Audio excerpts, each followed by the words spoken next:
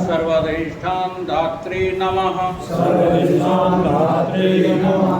ओम जगदाधार ओम जगदाधार सर्वधिष्ठान धात्रे नमः। सर्वधिष्ठान धात्रे नमः। ओम जगदाधार ओम जगदाधार सर्वधिष्ठान धात्रे नमः। सर्वधिष्ठान धात्रे नमः। सच्चिदानंद भगवान की जय। सत्य सनातन धर्म की जय। सद्गुरुदेव भगवान की जय। योग वशिष्ठ उत्पत्ति प्रकरण 27वां सर्ग। 26 सर्ग निवृत्त हुए, 27वां प्रारंभ। वशिष्ठ जी बोले कि हे राम जी, जब इस प्रकार बड़ा युद्ध हुआ तो गंगा जी के समान सूरमों के रुधिर की तीक्ष्ण प्रवाह चली और उस प्रभाव में हस्ती, घोड़े, मनुष्य, रथ सब बह जाते थे और सेना नाश को प्राप्त हो जाती थी। जैसे गंगा जी बह रही हैं, ऐसे ही युद्ध में लहू की धार जो है बहने लगी। उसमें हाथी, घोड़े, सैनिक सब बहते हुए चले जाते हैं। लंका कांड में तो ये अतिशय युक्ति लगा करके ऐसे कथन लिखे जाते हैं। ऐसा संभव नहीं होता किसी चीज की अधिकता, इसलिए करते हैं कि उन बातों से तुम घबरा जाओ और संसार से वैराग ले। ये जितना योग वशिष्ठ में वर्णन लिखा है सब झूठा है। संसार के बारे में, लोक परलोक के बारे में जितना भी वर्णन दिखाया गया कि लीला वहाँ गई, वहाँ से उस लोक में गई, फिर उससे, ये सारे लोक लोकांतर झूठे हैं। कोई इनमें सत्यता नहीं है। लेकिन क्यों दिखाए जाते हैं कि तुम्हें बहुत प्रिय लगते हैं। तुम यहाँ संसार में शुभ कर्म करते हो तो काहे के लिए? स्वर्ग लोक के लिए। हाँ, और कोई लालच ही नहीं जो तुमको मजबूर कर सके स्वर्ग के शुभ कर्म करने। जिनको ब्रह्मबोध नहीं होता है, जो गुरु के सच्चे जिज्ञासु नहीं होते हैं, और उनको ये पता लग जाता है, पढ़े लिखे लोग या आजकल के ऐसे हमारे बुद्धिमान लोग, इन्हें पता लग गया कहीं नरक फल स्वर्ग है थोड़ी, तो इनके पापाचार और बढ़ जाते हैं। कहीं कुछ है ही नहीं, हमारा कौन क्या बिगाड़ ले। हाँ, भय खत्म हो गया। तो भय है, लालच है, जो कुछ भी दिखाया जाता है पुराणों में, ये इसीलिए दिखाया जाता है कि तुम इस संसार के त्यागी बनो, लोक के त्यागी बनो, परलोक के त्यागी बनो। लोक परलोक हमें कुछ नहीं चाहिए, है ना। तृण संसिद्ध 3 गुण त्याग। 3 गुण का अर्थ होता है तीनों लोकों का त्याग, सर्व लोकों का त्याग। हमें कोई लोकांतर का स्थान नहीं चाहिए, हमें चाहिए परम धाम। हे राम जी, उस समय बड़ा क्षोभ उदय हुआ और राक्षस, पिशाच आदि तामसी जीव मांस भोजन करते और रुधिर पान करते आनंदित होते। जब रुधिर की नदियां बह रही हैं, जब स्वच्छ जल बह रहा है नदी में, तो कौन पिएगा जिसको प्यास लगी। तो जब रुधिर की जो है धार बह रही है, तो उसे पीने के लिए कोई सज्जन आदमी तो जाएंगे नहीं, राक्षस ही पिएंगे। और सच्ची बात बताएं तो जो संसार की धारा में बह रहे हैं सब राक्षस ही हैं। और इतनी जल्दी बोल गए जैसे तुम तो देवता हो। कतई अपने ऊपर लेते ही नहीं हो। संसार में बह रहे हो या संसार से बहना बंद कर दिया, तो फिर राक्षस को है। हाँ, बड़ी आसानी से कह देते हो, वजह बहुत अच्छी पदवी मिल रही ना।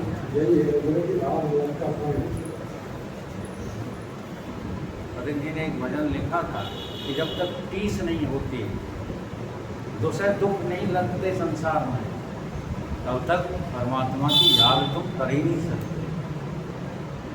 तो भजन याद नहीं आ रहा इस तरह का। जैसे मंदराचल पर्वत से क्षीर समुद्र को क्षोभ हुआ था, वैसे ही युद्ध संग्राम में योद्धाओं का क्षोभ हुआ और रुधिर का समुद्र बह निकला। उसमें हस्ती घाट घोड़े रथ सूरमा तरंगों की तरह उछलते हुए दृष्ट आते थे। रथ वालों से रथ, घोड़े वालों से घोड़े वाले, हस्ती वाले से हस्ती वाले और प्यादे वाले से प्यादे युद्ध करते थे। हे राम जी, जैसे प्रलय काल की अग्नि में जीव जलते हैं, वैसे ही जो योद्धा रणभूमि में आवे सो नष्ट हो जाते हैं। जैसे प्रलय काल में सारे जीव नष्ट होते हैं, वैसे ही कह रहे हैं इस युद्ध में सब योद्धा नाश को प्राप्त हो गए। जैसे दीपक में पतंग प्रवेश करता है और जैसे समुद्र में नदियां प्रवेश करती हैं, वैसे ही रणभूमि में 10 दिशाओं के योद्धा प्रवेश करते थे। किसी का शीर्ष काटा जाए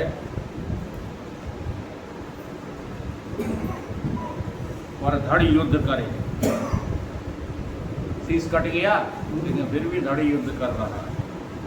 किसी की भुजा काटी जाए और किसी के ऊपर रथ चले आवें और हस्ती घोड़े उलट पलट पड़े और नाश हो जावे। ऐसे ही हे राम जी, दोनों राजाओं की सहायता के निमित्त पूर्व दिशा काशी, मद्रास, भीला, मालव, सकला, कवटा, किरात, मलेच्छ, पारसी, काश्मीर, तुर्क, पंजाब, हिमालय पर्वत, सुमेर पर्वत इत्यादि के अनेक देशपाल, जिनके बड़े बड़े भुजदंड, बड़े केस, बड़े भयानक रूप थे, युद्ध के निमित्त आए हुए थे।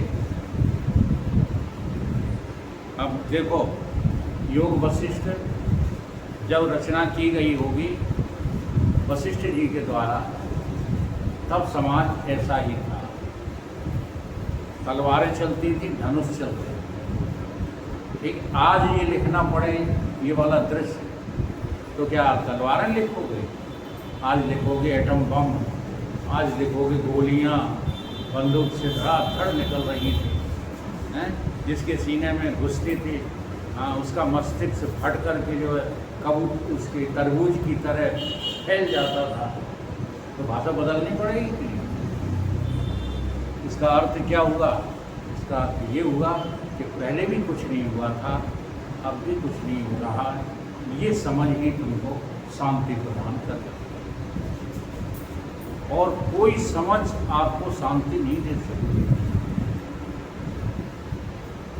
बड़ी ग्रीवा वाले, एक टांग वाले, एकाचल एकाक्ष घोड़े के मुख वाले, स्वान के मुख वाले और सुमेर के कैलाश के राजा और जितने कुछ पृथ्वी से राजा थे वो सब आए। जैसे महाप्रलय के समुद्र उछलते हैं और दिशा स्थान जल से पूर्ण होते हैं, वैसे ही सेना से सब स्थान पूर्ण हुए और दोनों ओर से युद्ध करने लगे। चक्र वाले से, खड़ग वाले से, कुल्हाड़े वाले, त्रिशूल वाले, छुरी, कटारी, बर्छी, गदा, बाण आदि शस्त्रों में परस्पर युद्ध करने लगे। कहीं भी नाम आया बंदूक का?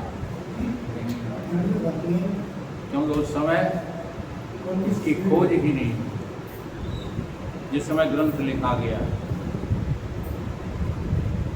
एक कहे कि प्रथम मैं जाता हूँ, दूसरा कहे कि मैं प्रथम आता हूँ। हे राम जी, उस काल में ऐसा युद्ध होने लगा कि कहने में नहीं आता। दौड़ दौड़ के योद्धा रण में जावें और मृत्यु को प्राप्त हो गए।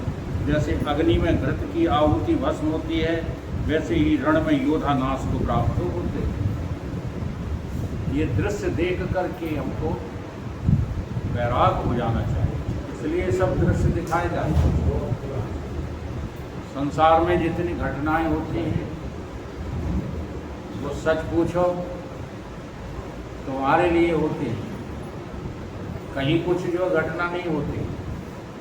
तुम उस घटना को देखो और देख करके जो है अपने भीतर निर्णय लो, ऐसा ही तो तुम्हारा होना है। अब ये निर्णय नहीं ले पाते और उल के जो है प्रवचन करते, तो जो उल के प्रवचन करते हो ये काम आने वाला नहीं। अनुभव करो संसार को देख करके, कि संसार में कुछ भी सत्य नहीं है। जब कुछ भी सत्य नहीं है तो तुम्हारे अंदर जिज्ञासा पैदा होगी कि मैं कौन हूँ। जब तक संसार सत्य दिख रहा है तुम्हारे अंदर जिज्ञासा है ही नहीं, क्योंकि संसार तुम्ही को तो दिख रहा है, कोई और थोड़े ही संसार को देख रहा है। तो तुम कैसे देखते हो कि संसार दिख रहा है, सत्य है, हम देख रहे हैं, हम भी सत्य हैं, ठीक। लेकिन परम सत्य इस तरह से नहीं देखा जाता।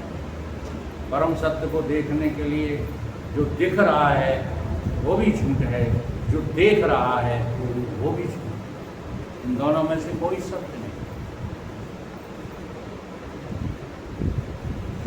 ऐसा युद्ध हुआ कि रुधिर का समुद्र बह निकला, उसमें हाथी घोड़े रथ मनुष्य तृणों की नाई बैठे थे और संपूर्ण पृथ्वी रक्तमय हो गई।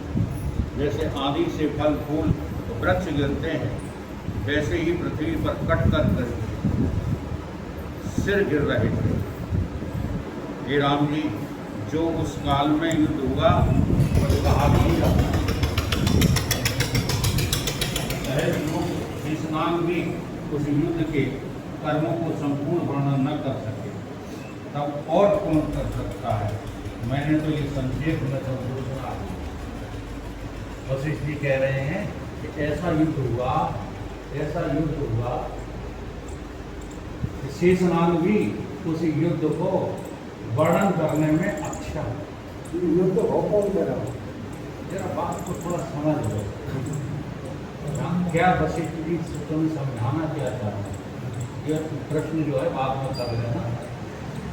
यहाँ वशिष्ठ जी ये समझाना चाह रहे हैं ऐसा युद्ध हुआ, ऐसा युद्ध हुआ कि शेषनाग भी उसी युद्ध का वर्णन अपने मुख से नहीं कर सकते।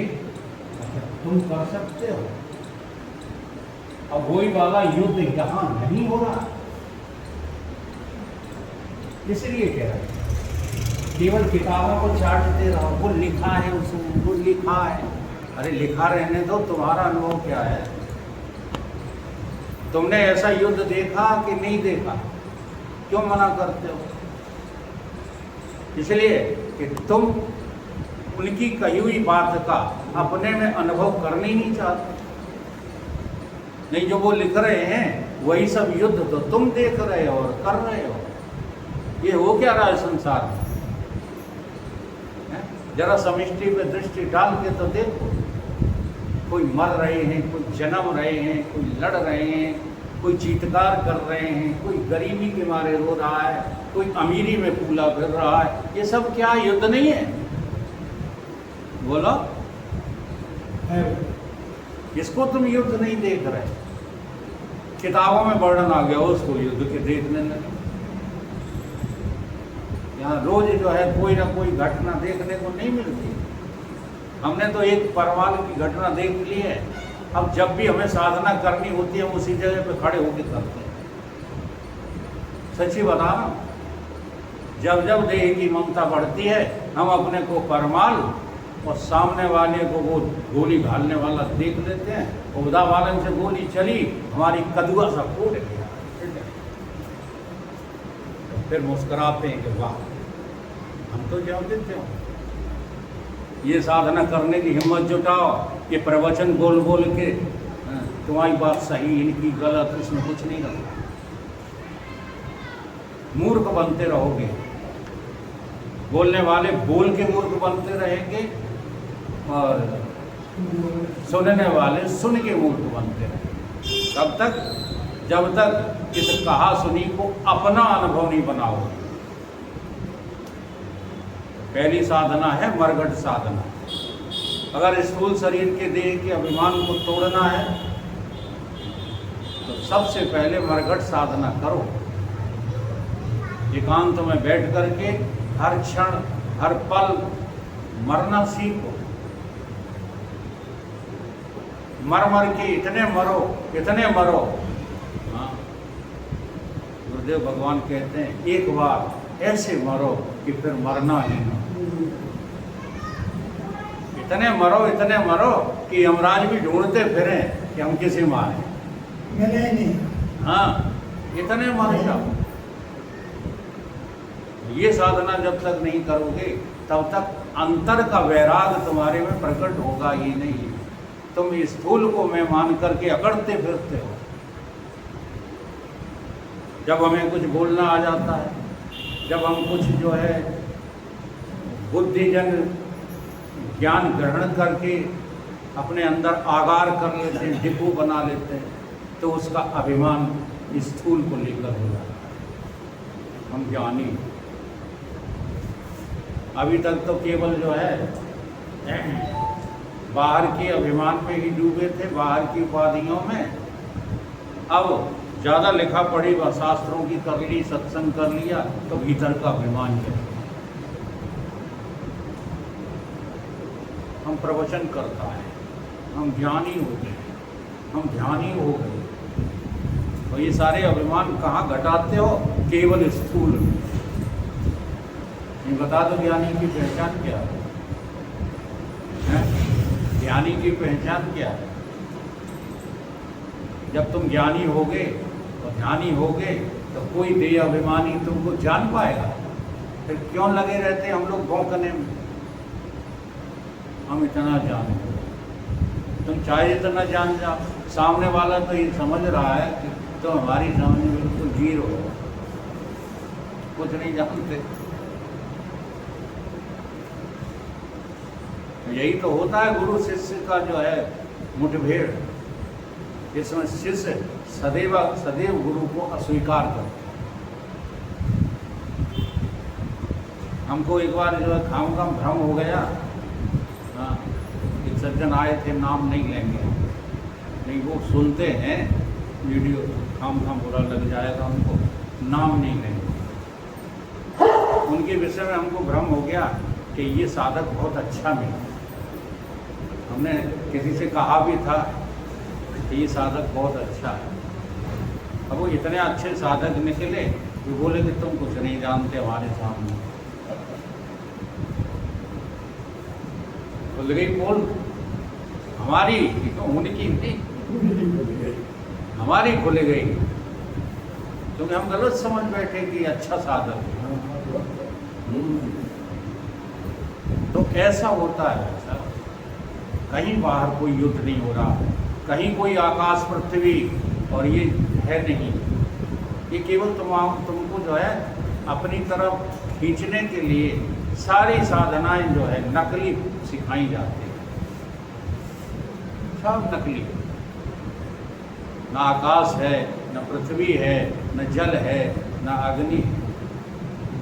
ये 5 तत्व तो हैं नहीं। रोज कहे जाते हैं क्षित जल पावक गगन समीरा, कहा जाता है कि नहीं? 5 तत्व ये अधम शरीर। अब वो तो 5 तत्व हो गए, ठीक है, और एक उसके तत्व के जानने वाले तुम अलग हो गए, ठीक है। फिर और जनवाने वाले तमाम जानने योग्य हो गए। ये क्या है? योग वशिष्ठ ये सिखा रहा है, एको हम दुखी ना, एक मेरे सिवा और कहीं कुछ नहीं है। ये समझाने के लिए वशिष्ठ जी दुनिया भर की रचनाएं सुना है। न कहीं युद्ध होता है, न कहीं जो है वहाँ आकाश में लोक और परलोक बनाए गए हैं, न कहीं इंद्रासन है जहाँ बैठे हैं इंद्र जी तुम्हारी प्रतीक्षा कर रहे हैं। लेकिन बाहर से तुम जो देखते हो सोचने को मजबूर हो जाते हो। अच्छा, पानी कौन बरसाता है? अब देखो अलग अलग इसमें जो है मान्यताएं मिलेंगी। जो धार्मिक मान्यताओं वाले तुरंत कह देंगे इंद्र भगवान वर्षा कर, बिना सोचे समझे कह देंगे, और साइंटिस्ट लग जाएगा उसमें खोज में, फिर खोज करके कहेगा कि ऐसे शोषण होता है, फिर वो जाता है, फिर वहाँ से तरल होता है, फिर बूंदे बन करके जाने कितनी प्रक्रिया है, ठीक है। ऐसे ही योग वाले कहेंगे, ध्यान लगा करके चले जाएंगे। इस पर एक दृष्टांत हमको याद आ गया है।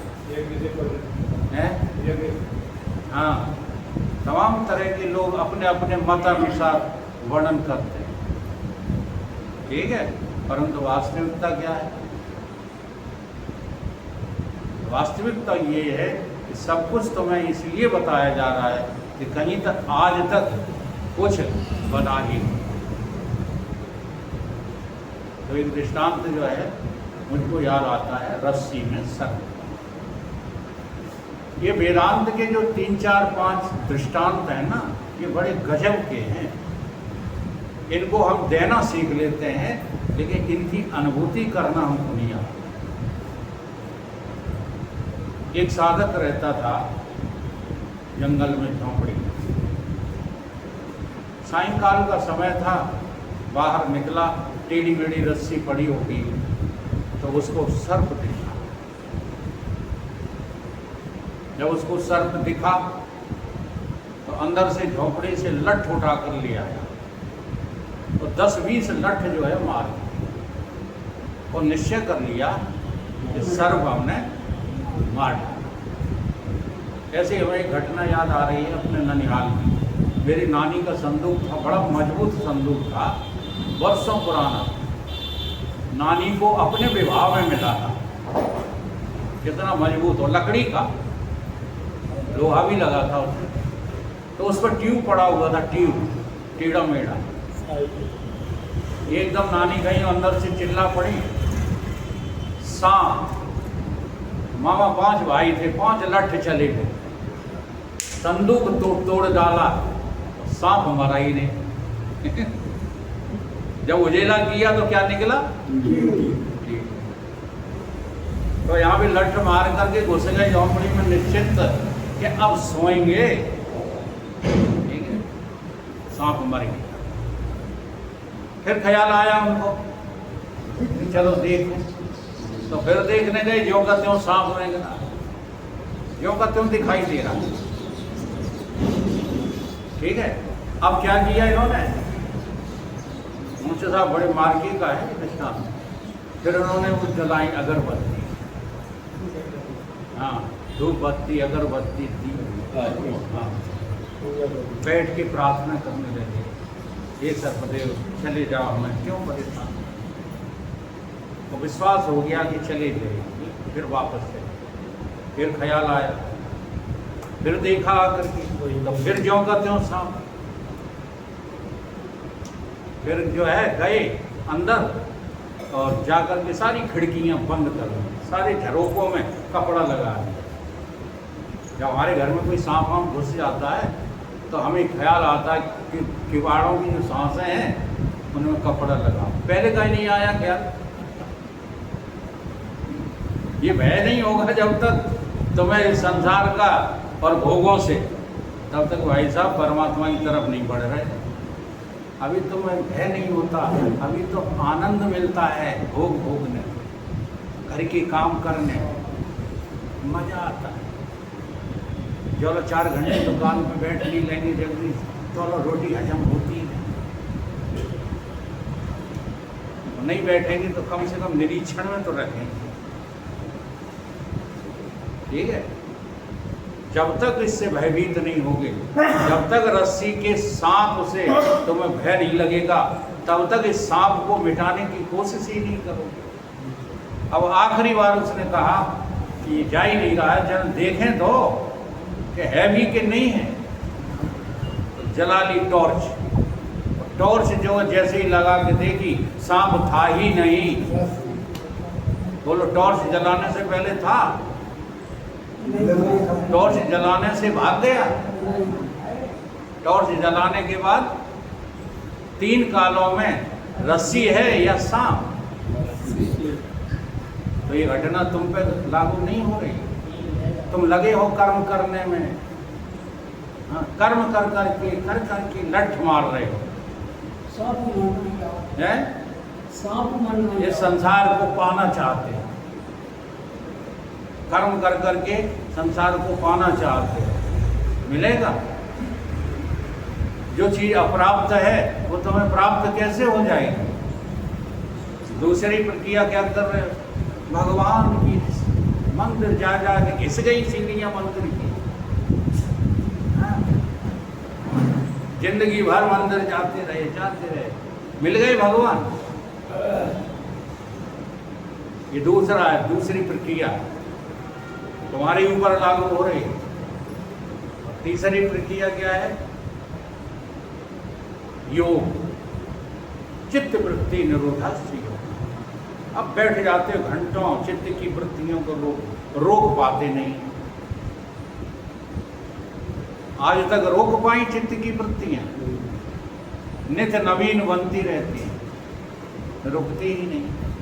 क्योंकि गुरु की तुमने शरण नहीं ली, रोकने की कला सीखी नहीं, जबरदस्ती बैठ रहे। एक हमें सज्जन मिले, 3 घंटे ध्यान करते थे। मैंने पूछा गुरु कौन है? बोले हम ही हैं सबके गुरु, हमारा गुरु कोई नहीं। तो हमने की 2 कौड़ी का ध्यान नहीं है तुम्हारा। भाई तुम्हारे गुरु तो यही सिखाते हैं, यही बोला हमसे। हमने कहा जो तुम करते हो वो हमारे गुरु नहीं सिखाते, हमारे गुरु ने जो सिखाया है वो मुझे मालूम है। उसके सामने तुम्हारा ध्यान 2 कौड़ी करनी है। जिस ध्यान को मैंने ग्रहण किया है उसके सामने तुम्हारा ध्यान 2 कौड़ी करनी है। फिर वो बहस करते रहे, आखिरी में उन्हें स्वीकार करना पड़ा। आखिरी बात क्या हुई? तो टॉर्च लेके जैसे ही देखा, सांप था ही नहीं। गुरु के वचन रूपी टॉर्च को आप जरा जला करके तो देखो, 3 कालों में संसार मिलेगा ही नहीं। जो मिलेगा वो कौन होगा? सांप नहीं होगा, रस्सी होगी। संसार नहीं होगा, आत्मा होगी। एक आत्मा को समझाने के लिए एक योग विशिष्ट के सारे प्रकरण विस्तार से बोलिए। सतगुरु